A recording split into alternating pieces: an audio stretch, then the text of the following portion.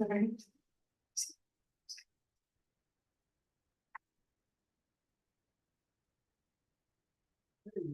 Okay, great. Good evening, everyone. Welcome to the first meeting of 2025 of the Village Metropolitan Planning Board. Tonight we have a short agenda, just some administrative business and two application reviews to do. To start, I'd like to just look at the December 17th meeting minutes. Were there any changes or issues with that? Could I get a motion to approve the December 17th meeting minutes? So moved. Second. All in favor? Also tonight, we have our alternate Nikki Nielsen in for Terry Dolan, who is absent. Next, are there any updates from our village board and Ulster County Planning Board liaison? Mr. Murphy? Happy New Year's to you all. Happy New Year, thank you. Town Planning Board liaison is no longer on the board, so should maybe talk about if anyone else wants to take on that that role of just reporting what's going on with the town planning board. Something to think about. I think it would be good to just be more aware of what's being discussed in the town. Does that require attending the meeting? Not necessarily. I think it could involve looking at the meeting minutes. Or having a colleague or having a friend that's on the board, maybe checking in with them? Yeah, I'll give it that some would be thought. great. I have friends on the board. Okay. Excellent. Yes, you volunteered to do it, or? That means I'm thinking about whether I might want to think about it. Whether there's a way to do it. Yeah. Are there any updates from our director of planning, zoning, code enforcement? One update, I sent you all an email, but the DEC is doing a webinar. It is during the day on the 15th. At how late was it, 3 p.m.? I thought it was 2 p.m. 2. 2 p.m. Yeah. On the new wetlands law, which went into effect January 1. I know we don't have a lot of wetlands in the village, but the law is changing fairly drastically. And none of us are really quite sure what it all means, so hopefully we'll get some answers. And both Emily and I plan to be on the webinar. But I wanted to make everybody aware if you were able to watch it. It is a Wednesday afternoon. So Great. aren't they reducing it to one? From 12.4 acres to 1 acre? So it's going down to 6.2 acres from the 12.4, but there is also another classification, and Emily, correct me if I got the title wrong, but it's a significant importance, I think, and that may not be the right title, and I apologize. Yes, yeah. But it can be, this is all a reaction to the federal wetlands law being in a bit of upheaval because of a court case, either in 22 or 23 in Michigan, that changed the definition of federal wetlands. And New York State is reacting to that change, but it's happening really quickly and nobody quite understands it all. So I'm hoping there'll be a lot of enlightenment in that, because it's already taken effect. But none of us know really what the law is. So the upshot is that even very small wetlands may be included in New York State jurisdiction if they're in certain important areas, and urbanized areas is one of those criteria, so we all need to learn more about what that means.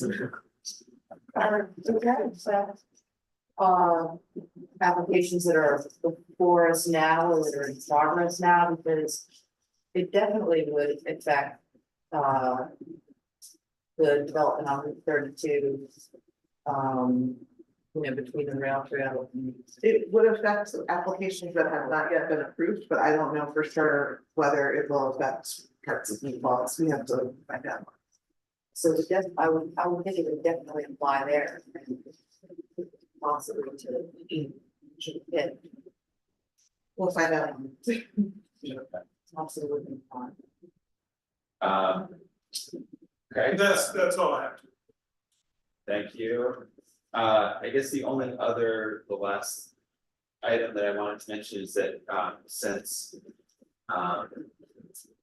Amy is no longer on the board, we are currently don't have any alternate board members, so if anyone on the board knows of any potential residents in the village or town that might be interested in joining the board as an alternate, yeah, please reach out. There actually is the possibility, there's two alternate positions, so we can have as many as two alternate. Yeah, that would be great to have both of those. Is there a place we could publish that, I'm gonna the speak- town, maybe the village board could announce it there. I'm gonna speak with the mayor about that. We had a similar situation with the zoning board, so I'm gonna see if he. And I believe there's some other boards as well that he has the Yeah. same issue, so I think we're gonna do like one publishing of all the board seats. Yeah, great. Yeah, it's true of any board, if you only ask the people on the board to bring the people on the board, then you end up with the same people on the board, but maybe we can expand our net a little bit. Yeah. Get it out there into Hudson Valley One or some of the locations. That's the hope, yeah, once they get through their organizational meetings tonight. The mayor and I are gonna speak and try to figure out how he wants to do it. Great, thank you. Next up, are there any public comments tonight? Is anyone here that would like to make a public comment? Okay, is there anyone online that would like to make a public comment? There were some people online.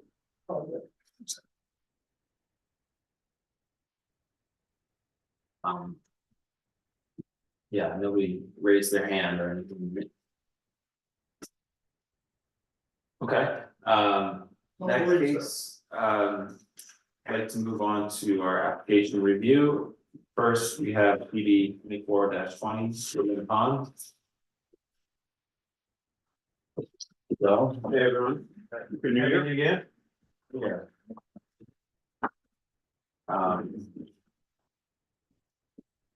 So is there anything new with the plan that we need to be aware of or?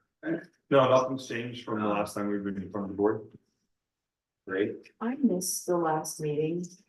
But I had some issues which I just wanted to bring up.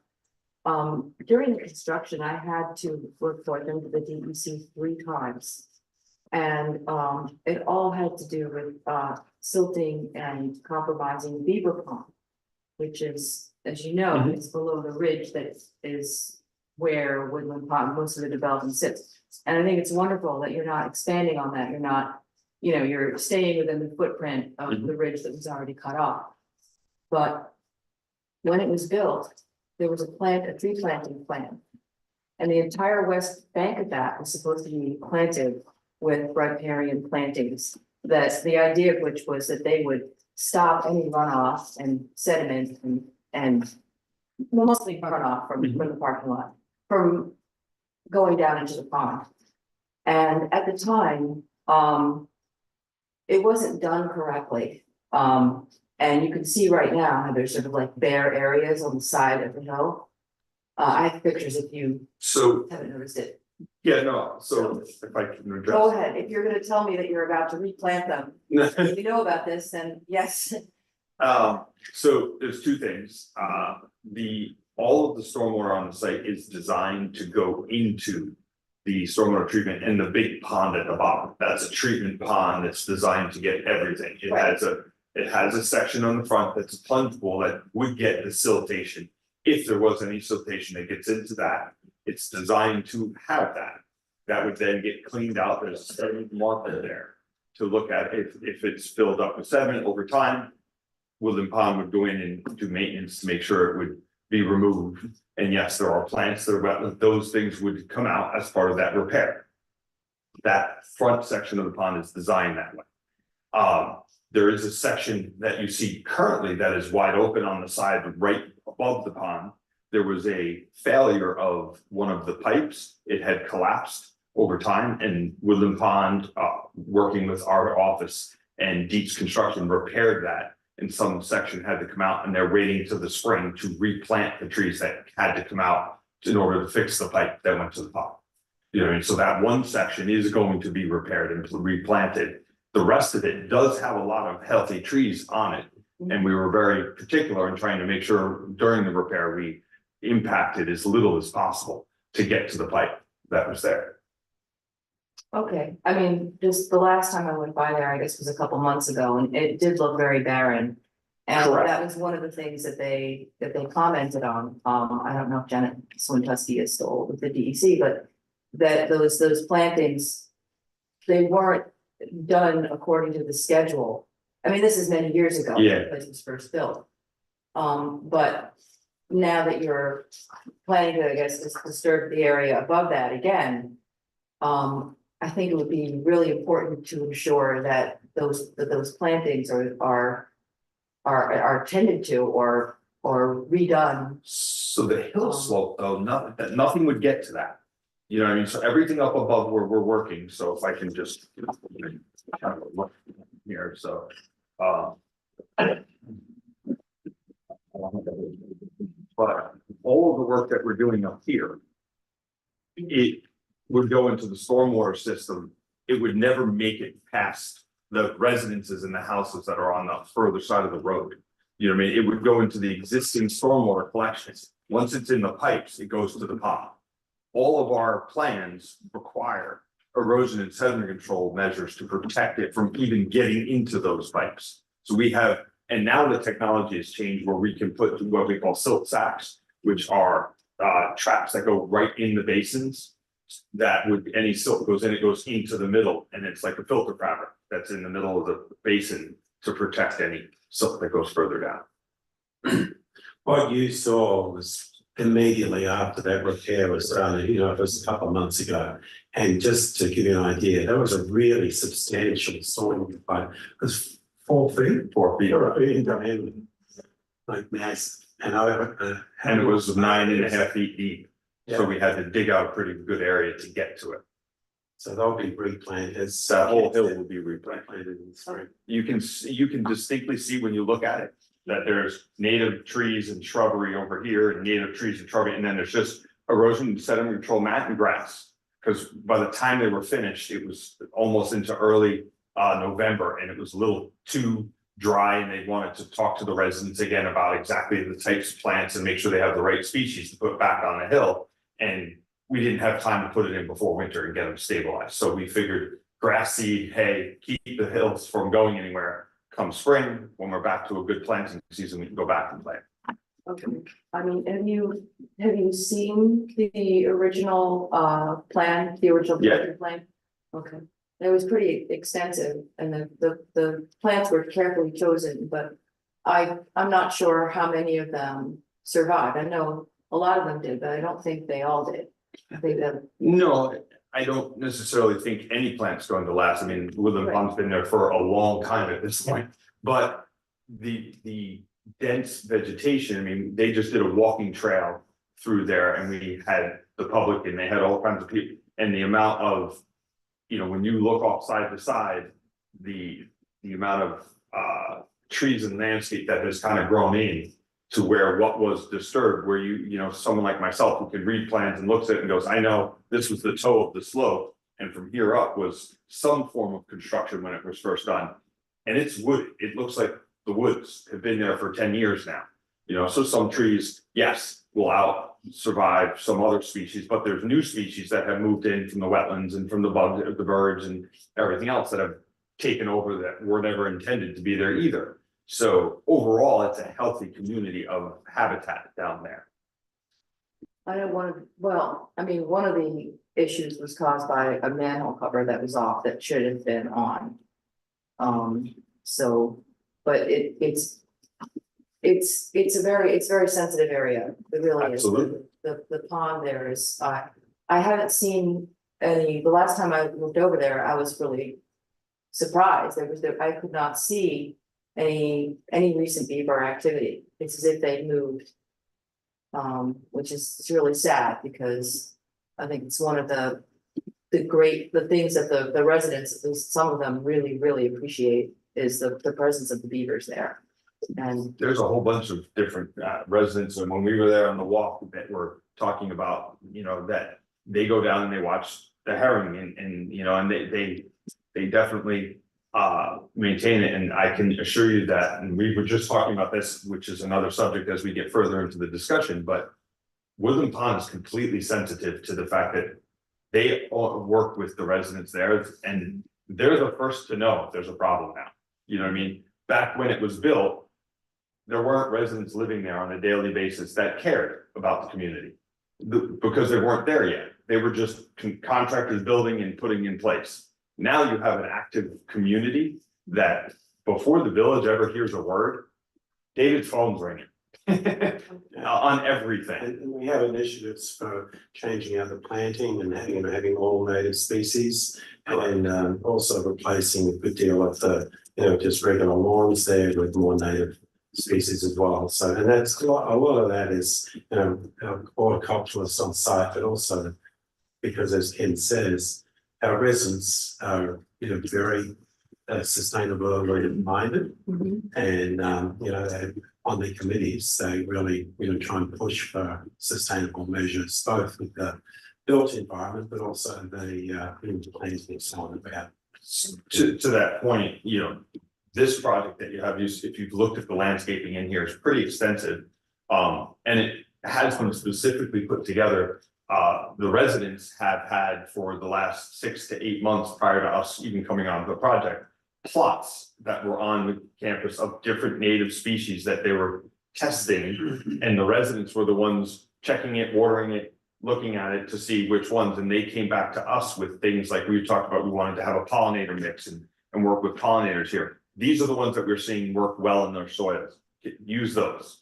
So they're this has been a very interactive plan with the residents for that. You know what I mean? that's great to hear. Yeah, I'm really glad to hear that. I watched them build it.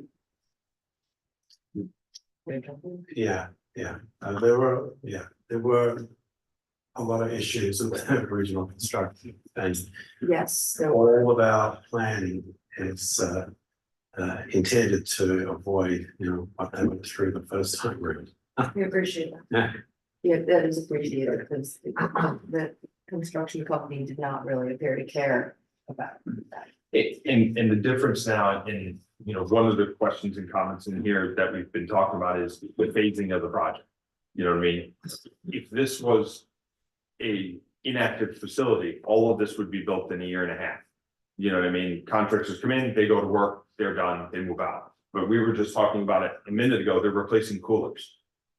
It's not as easy as just replacing coolers, because there's an active community that needs coolers. You know what I mean? So for the week that the coolers are down, there's still residents that need food, there's still breakfast. So all of these facilities that we're talking about with additions, it's been carefully planned between residents, communities, between Woodland Pond, between the contractors, so that we can move services, establish a safe environment to construct, as well as a timeline that makes sense, so that we're not putting residents in places where, okay, you know, yeah, you're only allowed to eat 3 people today because we don't have room because we're doing dining. You know what I mean? So they've got to do it in sections and blocks that are going to cost more and take more time, but it has to be managed in a way that they can operate on a daily basis. And like we said, you and I aren't getting the phone call. David is, if they're having problems during construction, you know what I mean, and staff. So he's been painstakingly working with the contractor and the group to organize the construction so that it is as minimal impact to the environment and the community, specifically being Woodland Ponds community, over the time. So it will take a little longer than normal construction for something like this, but that's why.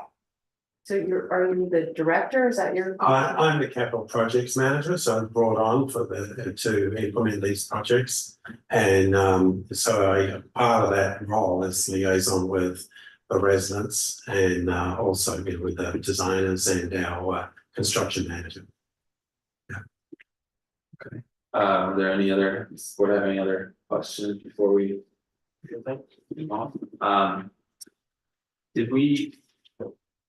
Receive any objections to our intent to be? We did not, and the 30-day period. Passed January 2nd or 3rd, I would have to go back, but either way, it's passed. Great, So we can declare ourselves lead Yeah. agency. in that case, could I get a motion to declare the planning board as lead agency? So. Second. Second, all in favor? Aye. Aye. Do you want to vote, or are you abstaining? I said, oh, I said aye. I just heard you say, No, no, I don't have any objection.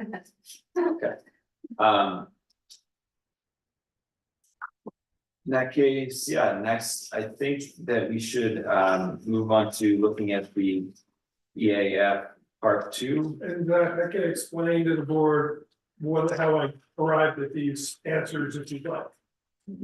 Sure, yeah, well, why don't we, as the sections come up, we can Okay. ask you to So elaborate. the blank ones with the squares are the ones that were potentially an impact, and I left things blank. The ones that are checked as no or small impact are a definite no based on the part line.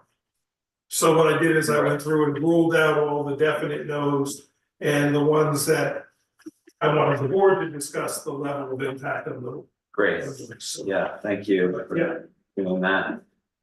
So our first Can I section. ask a question exactly? Yes. Can I be reminded who the person who sent this email with comments on certain parts is? So Amy? that would be from my office, Amy Catane, who unfortunately couldn't be here, our planner for tonight. So Mike was kind enough to share his part 2 with us. And after our review of it and looking at his comments, we just wanted to offer our comments to things like steep slopes where they were questionable, so that you had our take and feedback, and I'm open to discussion on those items as you move through them as well. Thanks. Understood. So then the first section, impact on land, we have this item, proposed action may involve construction on slopes of 15% or greater. Seems like your office says that, no, that's not the case, so. Yeah, there are no slopes within the project area that are 15% along. As you pointed out, the hill in the back, there are slopes on the project property. Yeah, But not within the scope of the work that we're working on today. The western side of it is a really steep drop. It was almost vertical. And that's behind the residences that we're not near. so, yeah, I think that would be a no, as well. C, proposed action may involve construction on land where bedrock is exposed. Again, within our project area, we have no bedrock in there. 90% of that is historic fill that was brought in to build that site up. None of the work that we're proposing is anywhere near any of that. Okay. So I think that's pretty clear, no. Proposed action may involve construction that continues for multiple phases. Yes, as you mentioned, that will be in phases, so let's say that is a moderate impact. Would you say moderate or small? I mean, and I asked that because the duration of time is long, but the only impact is to those residents on site. There is no off-site impact to other people. And it's minor in the nature of their small impacts over a longer time rather than one large impact. How much longer than a year? I would say it's probably close to 3 years. So I guess I would ask Emily, for this question, are we evaluating the impact on like the whole community or just, if it's only affecting the residents, does that make it a small impact? Yeah, and you could look at it at whatever you think either scale is applicable. But again, even if you say it's moderate, which I think that actually what Amy drafted is that it might be considered moderate that will be mitigated through construction procedures. Correct. Measures. So if you want to say it's moderate, then we'll just, and you've decided that it's moderate, but it's been adequately mitigated, you could put that in. Okay, yeah, I think that. Okay. that I makes definitely feel that way. I think that, yes, they are residents of the community, but they're residents of the village. Yeah. Good point. That matters to us and also plans don't go perfectly. And if something went wrong and the replacement coolers didn't show up and you had to order takeout for a week, then that would be a moderate impact. I also think that 3-year. He's excused. It's not, more moderate. How many? You need some oh, water, residents are there? And within line? So how many people? Residents are- Total residents. It's over 400. Over 26 because the last phase. Yeah, have to go back. So there's, there's 30 cottages, 177 apartments, 40 skilled nursing beds and 60 enriched housing. So you have almost 400 people. That are there. Well, and some of those things are not just individuals, right? Right, some of the apartments are doubles, exactly, that's why in some are apartments with singles, And it can change. yeah, exactly. Mhm. Fluctuates. Okay, moving on, the action may result in increased erosion, seems to say, or your office says that it may result in some increased erosion. But only in small areas and you have A full SWIP on the project that is governed by the beast for erosion and sediment control measures, so there's a fully designed erosion and sediment control plan. To protect it, as big as we can do possible on this, you said nothing ever goes to plan, but the beauty of the rules now that weren't in place back then. Are the inspections by our office require us and require the contractor to maintain those. So if something's not working, we work with them to find a solution that is working to protect them. Would be in favor of moderate. Yeah, and I also think, we're waiting to hear back from our engineer who's reviewing this. So we say. Moderate for now, then. Want to impact on geological features, that was no. Effects on surface water. So the only two that were highlighted here by Mike are. H, the proposed action may cause soil erosion or otherwise create a source of stormwater discharge. It seems pretty similar to the last item. And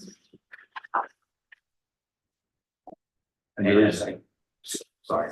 yeah, no, go ahead. No, there is no new stormwater discharge location or point. Everything is designed to increase the treatment either on the site here or utilize the existing stormwater system that is already in place. I see. Okay, so yeah, this is more specifically just about. Surface water, not necessarily the land impacts, so. I think it makes sense to say. Small impacts, support agree. Yeah. I propose action may affect the water qualities of any water bodies within downstream of the site, proposed action. So it's your contention that this is just going to improve the treatment? So I can tell you, when we worked with Dennis beforehand, Dennis was gracious enough to meet with us before and we talked through the original approvals and design. And where we have implemented in I can walk through multiple different areas where we have rain garden and stormwater treatment systems for roof drains that were never there before. The original design had all the roof drains connected down and went right out to the ponds. We've implemented rain gardens and surface treatment areas and infiltration as mud wherever we can. There's a couple additions over by the health center that there's just literally no place to do anything there. So that addition went in, but we are normally connected to the ponds the way it used to be. But these are going above and beyond and adding more treatment whenever we could. And when you say the ponds, you're talking about the constructed. Correct. So none of that water is getting to the natural water bodies beyond. Correct. Right. Correct. It's all going to the Nothing existing. about the- Yeah. Correct. I mean, I think that seems like no small impacts as well, then. And then moving on to section 4.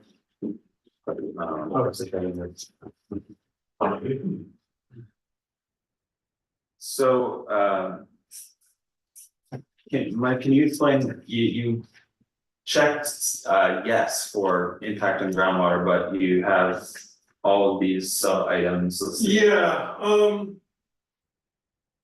small. Is that just a? They're general- basically nowhere small, Okay. yeah, but sometimes the overarching In the collective, subject can be a, yes, there may be an impact, but when you go through and you review each one against the questions, you find that they're Right, okay, not small, so. okay, I don't remember the specific reason I checked yes on that one, but because it's about the groundwater, they're not drawing water supply from the ground, I don't believe, right? No. You're connected into the village system. Correct.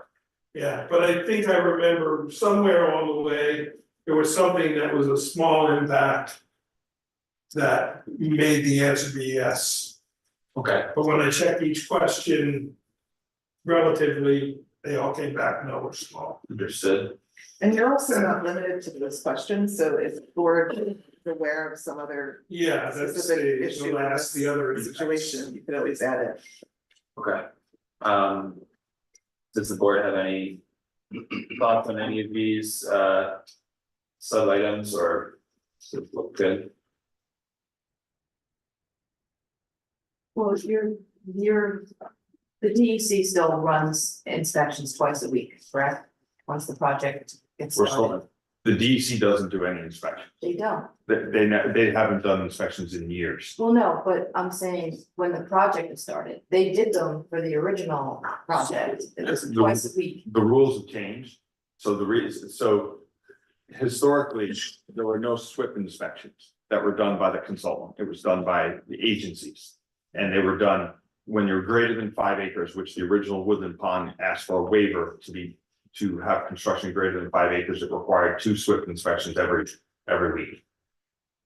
The rules now have a qualified SWIP inspector, as in our office, has to do an inspection weekly. We provide it to your MS4 and Dennis and the village to look at, along with our report every week. And we're responsible for noticing to the DEC and to the contractors any deficiencies and repairs that need to be corrected, and it's brought up to them, it's sent to them on a weekly basis. Because we're not greater than 5 acres in this construction at any one time, it would only be once a week, the inspections. Okay. Which is every project in the village that's going on, right, for the most part. So do you have anything specifically about groundwater that? No, So I think that section looks good. Impact on flooding, no impact on flooding here. There's also no impact on air quality.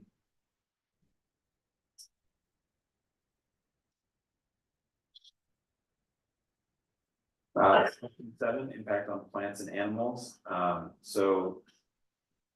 See, A, proposed action may cause reduction in population and loss of individuals of any threatened or endangered species.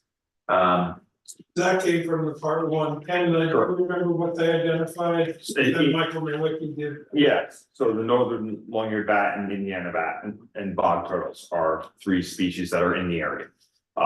Indiana bat and long-eared bat are everywhere in all of Dutchess, Ulster, Orange counties now.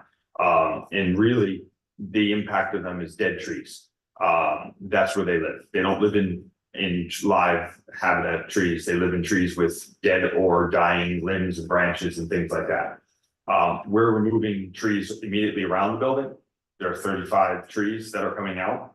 But they're all live, vibrant trees, part of the project that Woodland Pond has maintained over the years. None of them are in the woods where you would start to see those dead, more trees that are in less maintained areas. Where we would run into that tree sign. We're also still looking at maintaining the tree cutting restrictions that the DEC does put in, saying that we would like to between October 1st and March 30th is when you can cut trees. Outside of that window, we don't want you cutting trees because if there's a dead limb on there, that is a potential for a bat to go there. There are alternative measures which we can work with the DEC should the project run to an area where its timeline requires a tree to be removed outside of that window, where there's Michael Fishman, which is, we call him the Batman, but he can come out and do an echolocation on the trees the night before to see if there are any bats in the trees. If there are not trees in the morning, then they can cut the trees, and he files that paperwork with the DEC to notify them of what he's doing and the procedure there, if it happens to fall outside of that window. Okay, yeah, I think it seems like a small impact then, no impact. And may result in reduction and degradation of any habitat used by any rare. Again, similar to the last question, seems like a small impact here.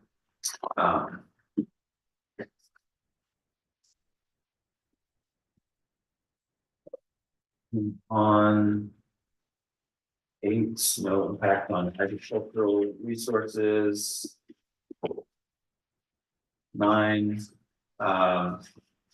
probably a small impact on aesthetic resources, but I would assume that Mike, that was just because of the views from other scenic vistas. Yeah. Right. I think that makes sense. It's pretty minimal given how this project is already fully constructed. 10, impacts on historical and archaeological resources. So A, proposed action may occur wholly, partially within or near any buildings, archaeological site or district. Okay. So that was one that was checked through the DEC's mapper, so. So historically, there was a archaeological site that was dealt with during the EIS in that process. We're nowhere near that area. We've got SHPO clear signed off for the projects that are there. We need that as part of the SWIP and stormwater inspections.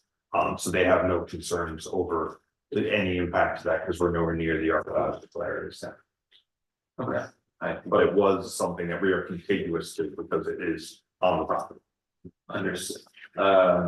So no impact there. There's no impact on open space and recreation.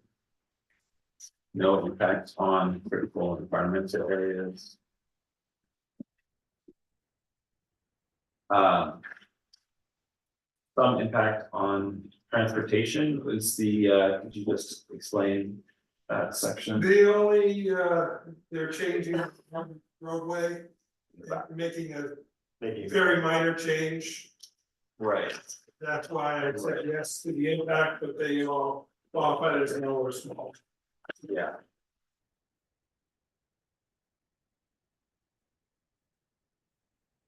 And impact on energy, is that just because it will be using more energy after completion?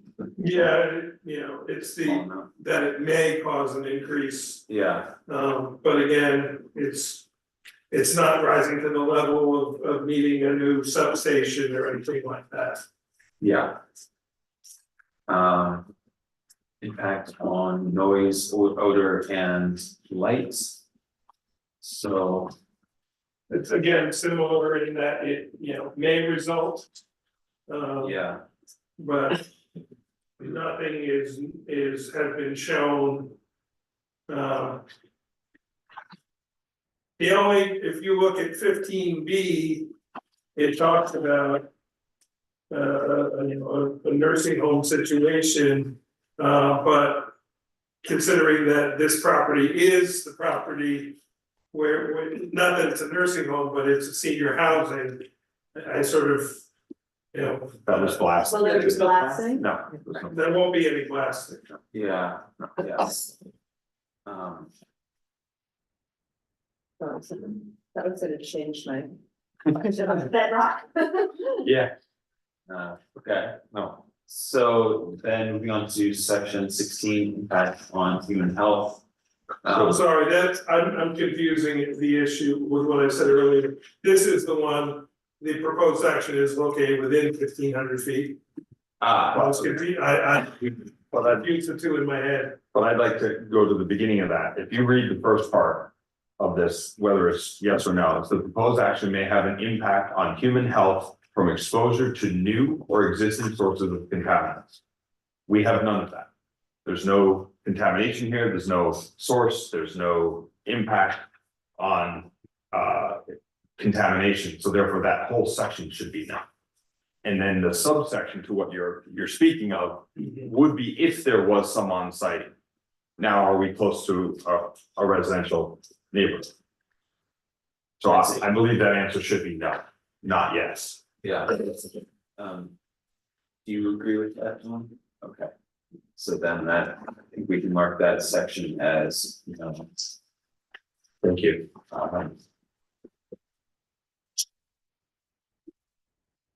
17, consistency with the community plans, yeah,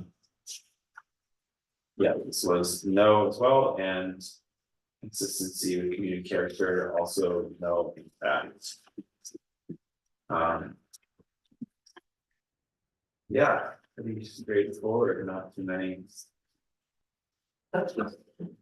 Many things for the, yeah, part 3. We only have one that I see, question one, One E and F. one E, or one E and F here too, sorry.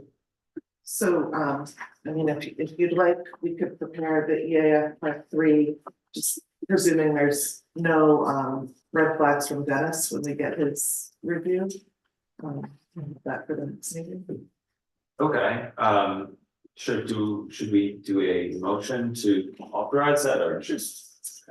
Could I get a motion authorizing our attorney to prepare the EAF part 3? So moved. Second. All in favor? Aye. Great. Yeah.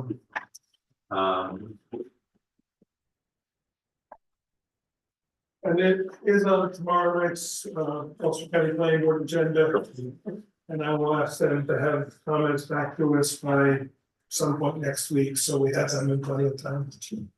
Great, okay, well, I guess I think that's all. I have one comment question that I'd like Yes. to discuss with you and the board. I know, typical routine for the board when it comes to public hearings is to open the public hearing and then take all the public comment, and then afterwards we get up and we would talk.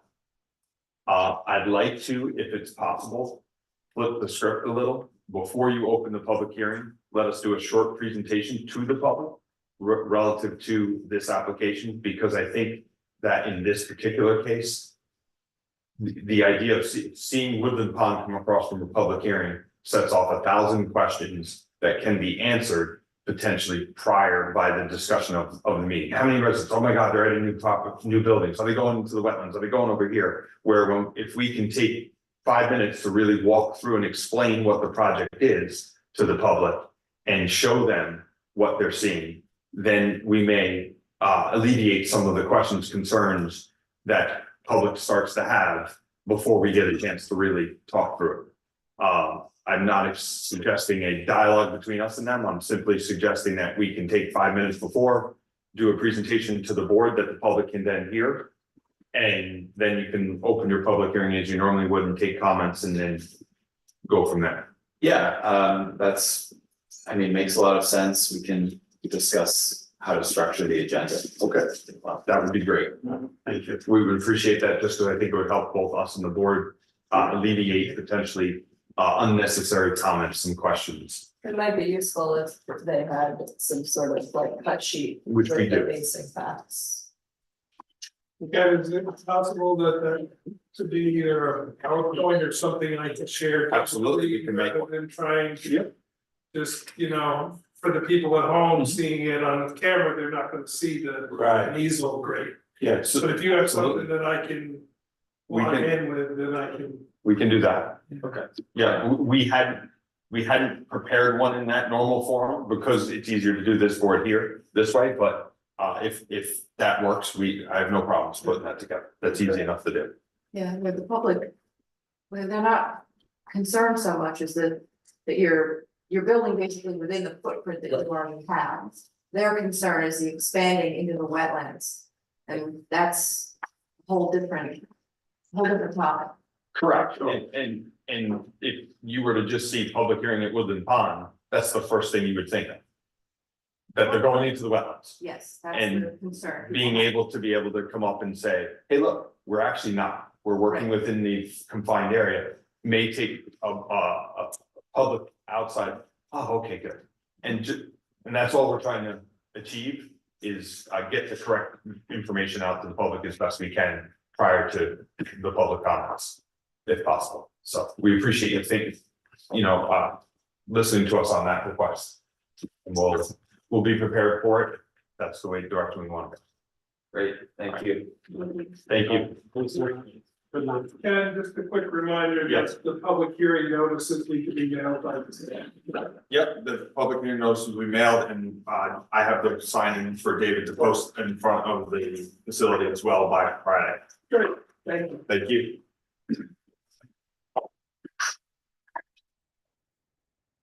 Next we have VB 24-11, North 25 North Chestnut Street. Well, we will, yeah, why don't we start by, Emily, can you just explain what's going on here? With this in front of us. Yeah, this is in front of us on a referral from the ZBA. The applicant is looking to replace an existing building with which is in poor repair with a replacement building.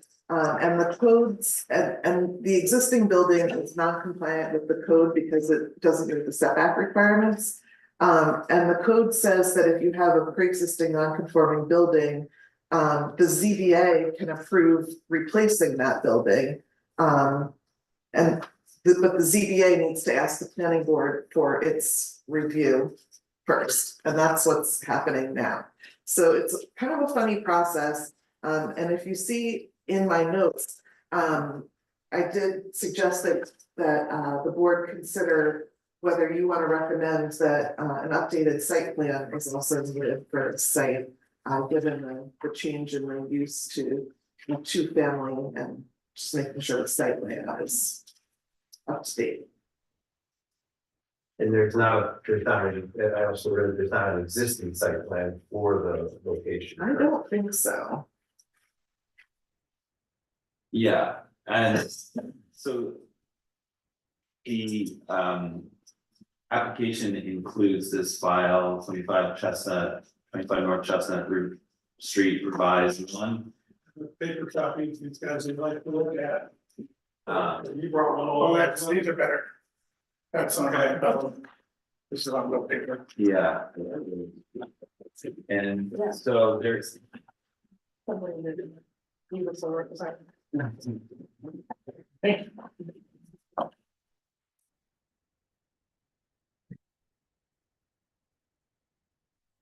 So, Two. this is, I have. this is kind of the only. Site plan we have here, with these little insets. I do think it would be helpful to have a separate. Or full site plan showing stuff like. Parking, landscaping, any driveways or asphalt areas. How would they be driving the families that live there? Would they be coming in from North Chestnut? or North Chestnut, From correct. the front, oh. Yeah. I think that's my one thing with the way that site plans are. They, you always lose the context for what's right around. Just the parcel itself. There was originally a dwelling that was condemned by the building inspector, the previous building inspector before he retired or left. And there was parking and it's been there for years as a dwelling. So we're just increasing it to 2 dwellings as opposed to 1. That's the only change. How long has it been since someone has actually lived there? I believe it's been almost 2 years now. Trying to find somebody who would take the project on. And I finally agreed to take the project on, so I think it's just a little over 2 years since somebody lived there. And that doesn't affect its status as The building pre-existing. inspector made a decision that it qualified for this, so that's, that. The use- yeah, he's basically saying it's the same use, so that was his determination. Right, And it's really the setbacks that are the nonconformity, right, not the use. I misunderstood that when I first looked at it. And the other building on the property that has commercial, that has residential upstairs. It does, yeah. And that's continued the whole time, right? Correct. So I think that's part, I don't want to speak for him, yeah. but my feeling is he believes that residential use has continued on the property. Maybe not in this particular building, but it's continued in general. And the building is, This is- the original building was 26 feet long, and then the proposed building is 45 feet long. No, the original building was. The original building is the upper part of this. Yeah. That's the original building. Oh, the original building was 45 feet and this one's 28 feet? That's 28 feet. Yeah. The existing is the big one, okay. Yeah. Thank you. And that's because it has this extra. Right, we're not gonna build on that area, we're gonna expand into it a little bit because the zoning board suggested it. Originally, the original plans didn't have the stair cover. On the right hand side of this section.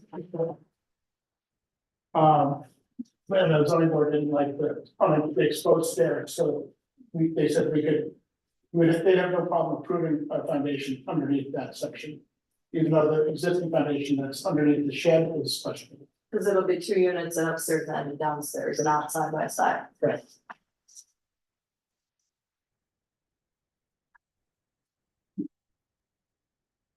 And the non-conforming setback, is that it's too close or too far from the? Too close Too close, to the lot line. it's a matter of feet, very Even though it's small Shrinking. number of feet, but it's, Rear- they're rebuilding on the same footprint. Yeah. So the setback, the non-conforming setback is not being increased. Right, we're building on the existing foundation. Except for that, Larry is in the Well, there is a structure there, we just don't trust the foundation that's there now, so we're going to put a new one under the staircase walls. So it's in the same footprint.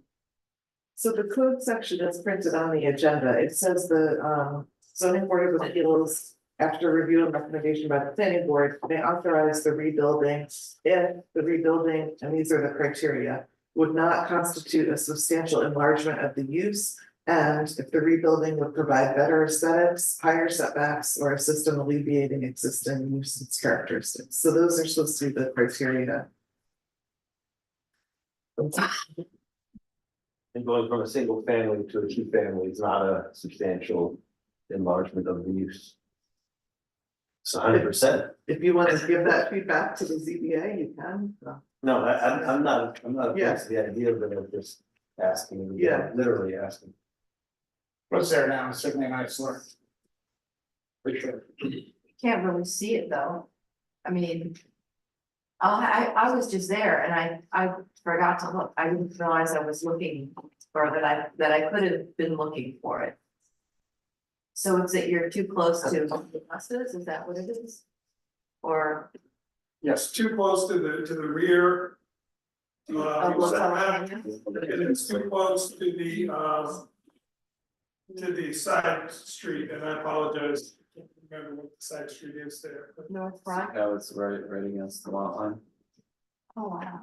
Yeah, the property is, what is it, about 2 feet off the lot line? One section of the existing is about 6 inches, but we're not going that close. Yeah. We'll be about a foot.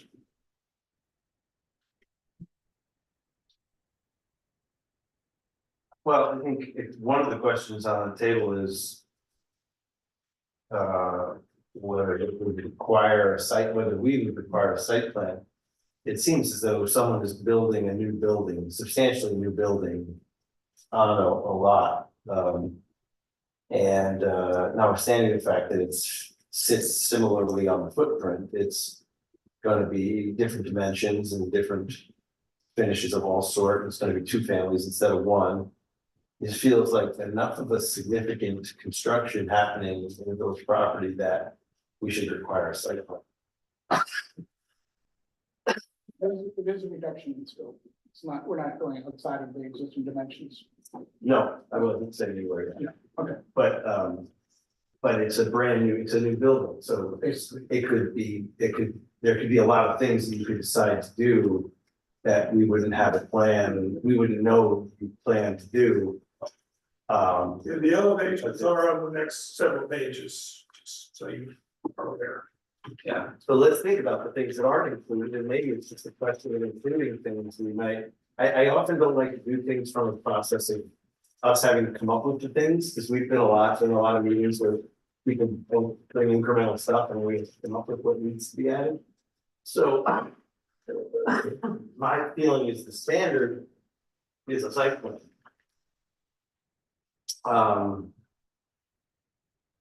yeah, I agree with that, site plan would be very helpful in this case, I'm also. I have questions about like how the parking. Where the parking is on the site, and.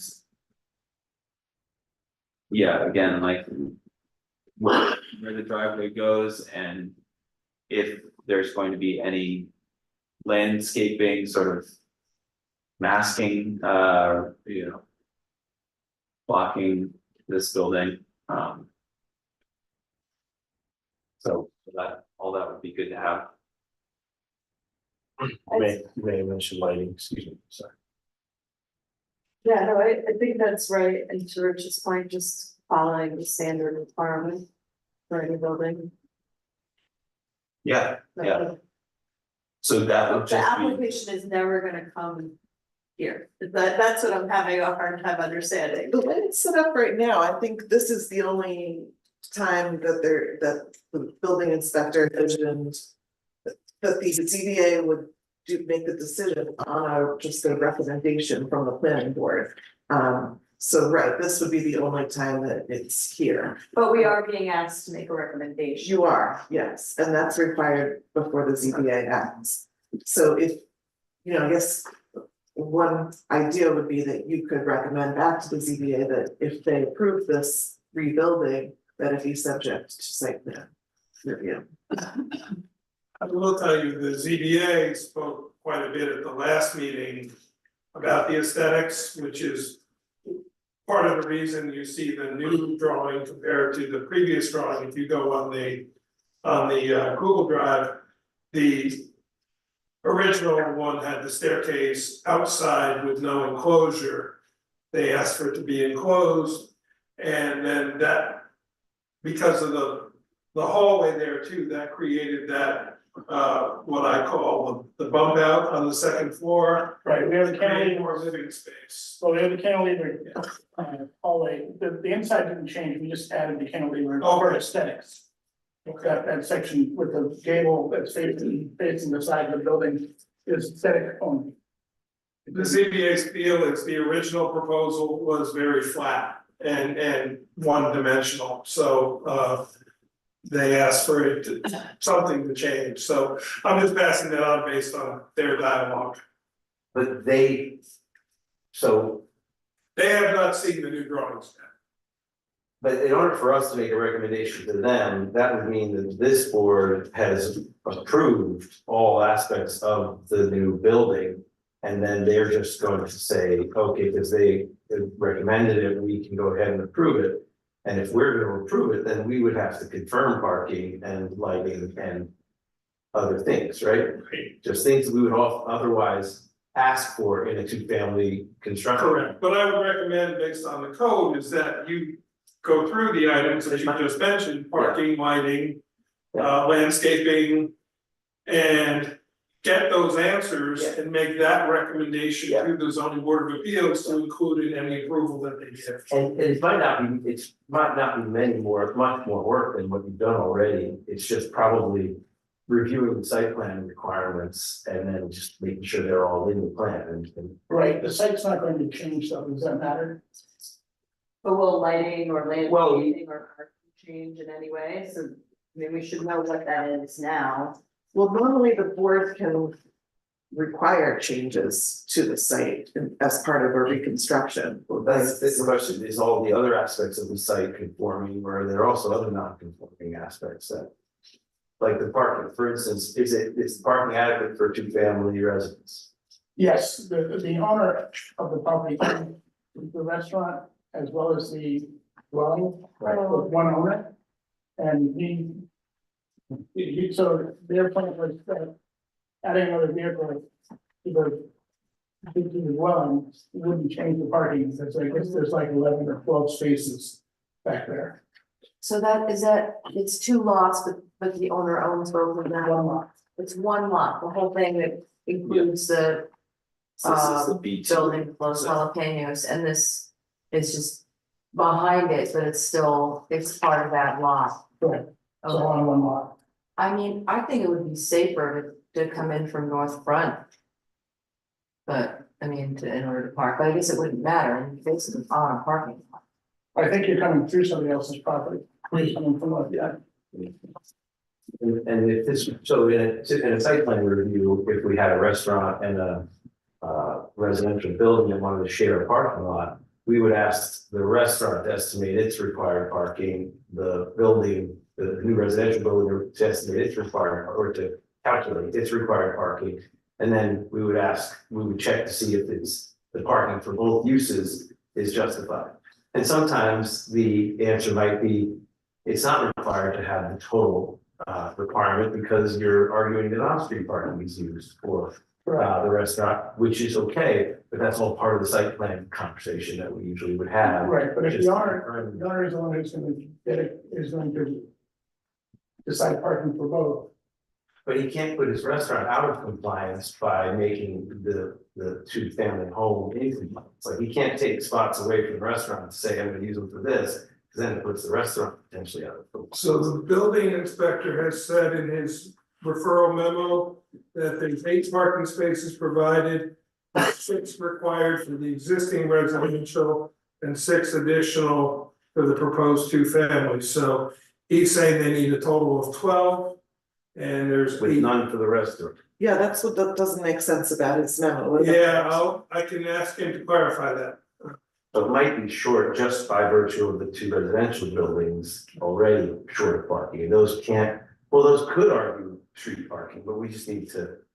I need to know. Consideration apartment on top of the restaurant. That's what it's saying, those, the combined, it could be that the parking calculation is 12 spots.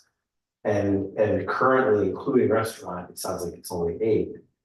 Now, again, you could argue that street parking is what's used for the restaurant, but we would have to take that all into account in a site plan review. Okay, my understanding was that this was not a site plan review, it was a site plan. My understanding was that you guys were supposed to just give suggestions to the zoning board. That's what I was told by the zoning board. But I think our suggestion would be, we would like to see a full site plan with a parking calculation and, some more details around. Like you said, lighting, landscaping, yeah. Traffic flow.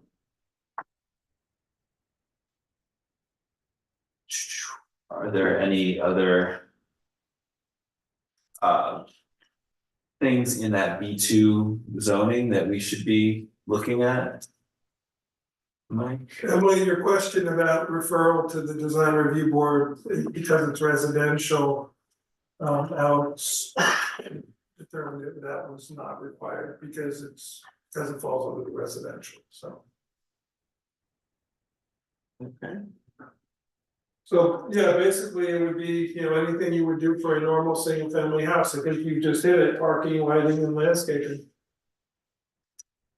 Okay. The setbacks are what they are, they're not conforming, but it's already, they're not further violating the setbacks, so there's no issues Right. there.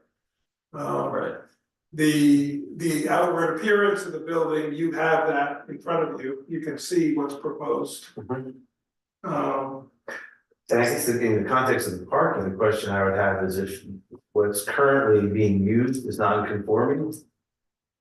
Because it sounds like almost probably I don't know, the restaurant site plan, I don't know, maybe the restaurant site plan doesn't include any off-street parking. Maybe, Does the restaurant have a site plan? I'm not sure that there's a site plan for this property. right? So my question is, if the property has other non-conforming qualities, do those all fall under this? You can just do it with the ZBA approval, because it seems like maybe the parking is also non-conforming. Well, the parking is conforming right now, according to Alex's memo, it won't be conforming with the new change of making it 2-family instead of a 1-family house. Because the other piece of that building was used for storage. So Or it's does not, Alex's memo contemplates the I restaurant? don't know, I'll have to clarify with him on, if he included the restaurant in that.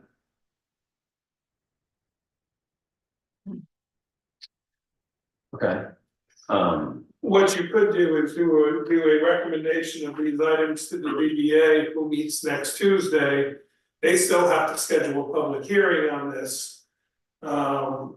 You certainly can get another opportunity, at least one, if not two, actually 2 times, before they even hold their public hearing to get those answers, so if you wanna put those questions, your recommendations to the ZBA, if you can clarify what the parking requirements are for the parcel, rather than just this particular building.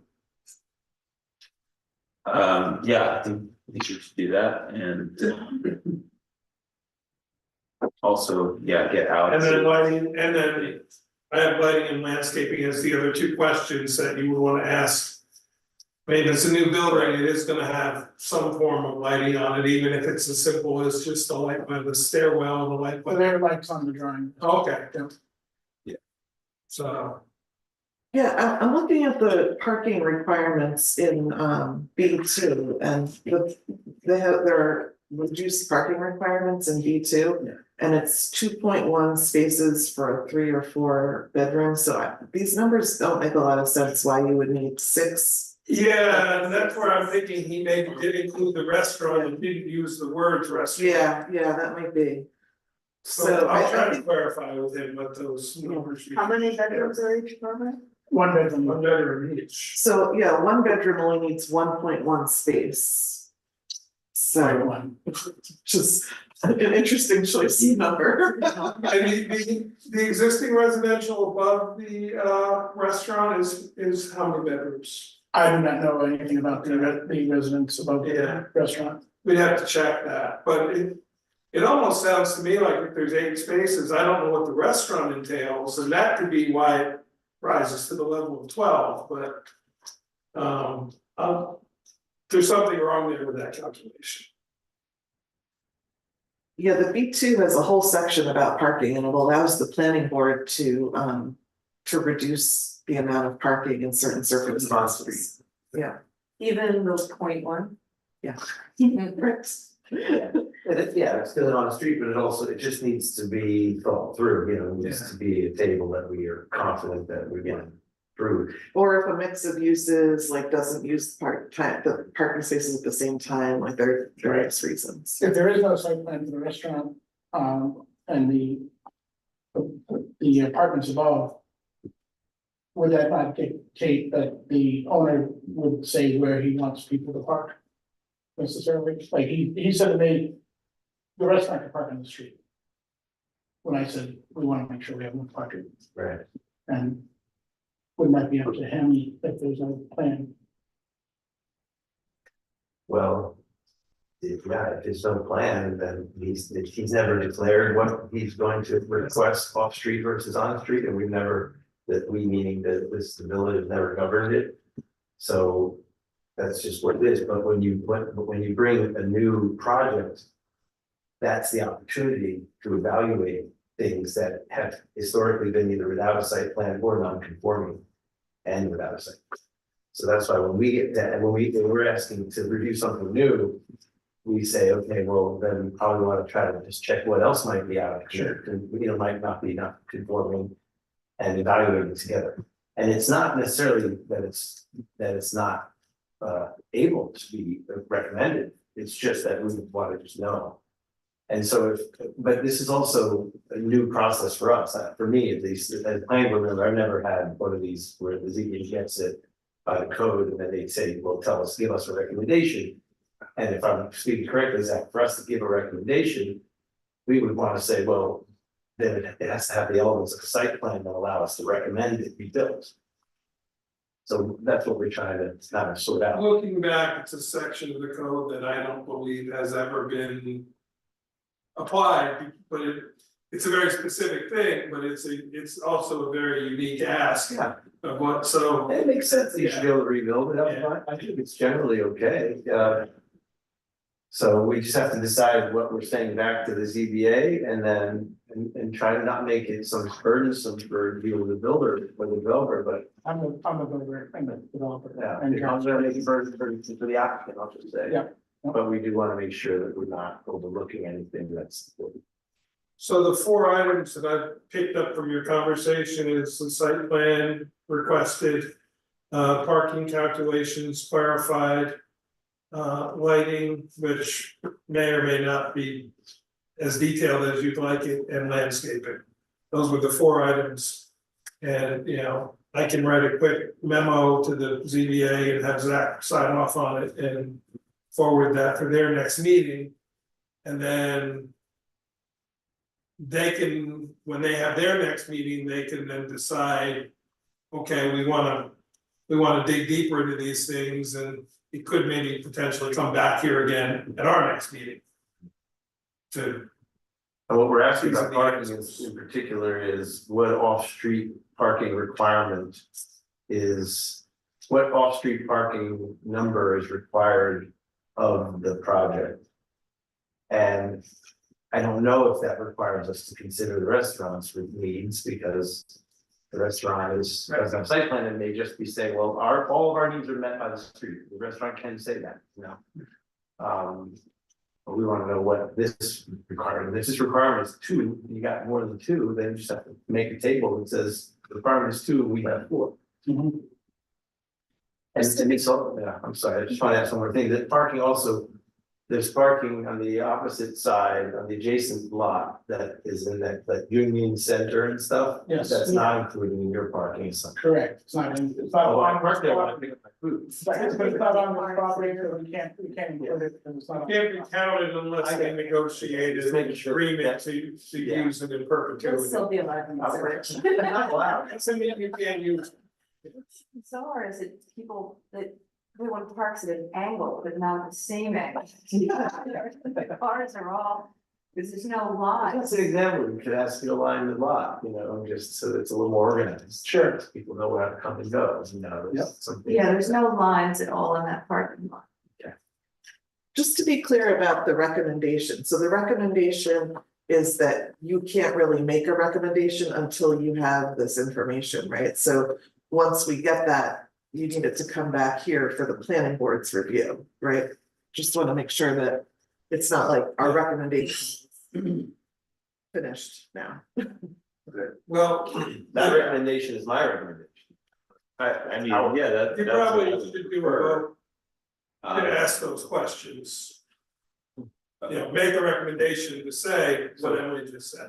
I So would, you can't make a recommendation until you have the answers to these questions. so motion to recommend to the ZBA that the plan requires of off-site parking, off-street parking calculation and evidence that it's adequate. Any landscaping intention and to just confirm that the lighting plan is adequate. Was there a fourth thing? I just think. The fourth was a parking, generalized site plan drawing. that Yeah. addresses not just the residential, but the whole use. And is that not adequate for that, those two that are on the right there? It doesn't show parking or anything on this. Oh, okay. You need to go down the site plan That's checklist and That's do right. all the things on the site plan. That's really checklist, the right? promise to say. Yeah. So anyway, that was the long motion, that's So That's okay, I got the notes, so. Seconded, all Who in made the favor? motion? I, Rich made the motion and Nikki seconded. And I think it was a unanimous. Aye. And I will forward that to the ZBA for their next meeting. Yeah. My suspicion is that they will potentially set it for public hearing for their February meeting. But as I pointed out, you have 2 more meetings before that meeting, so potentially we can get these answers. Okay. Before their public hearing. I'm glad to do that. Great. Okay, so I will go this, site plan, And you had a site plan requirements? I will find out, I will, Yeah. at the building department tomorrow, to find out what all the requirements are, I don't know, I don't know. Awesome, thank I you. think it's a matter of taking that 1-inch drawing and making it a larger drawing, Sure, and potentially showing the location of. I have a survey, this was, that was just taken from a picture, Perfect. so I can do that on this. Did you hand draw the existing building? I did. yeah, Oh, no, I'm sorry, the existing building, that's a photo. Oh, this is a photo here, yeah, I'm not that good. it's a good way to do it, though, it's very effective. Thank you. Thanks, have a good night. Hey. Okay, okay, second, all in favor? Aye.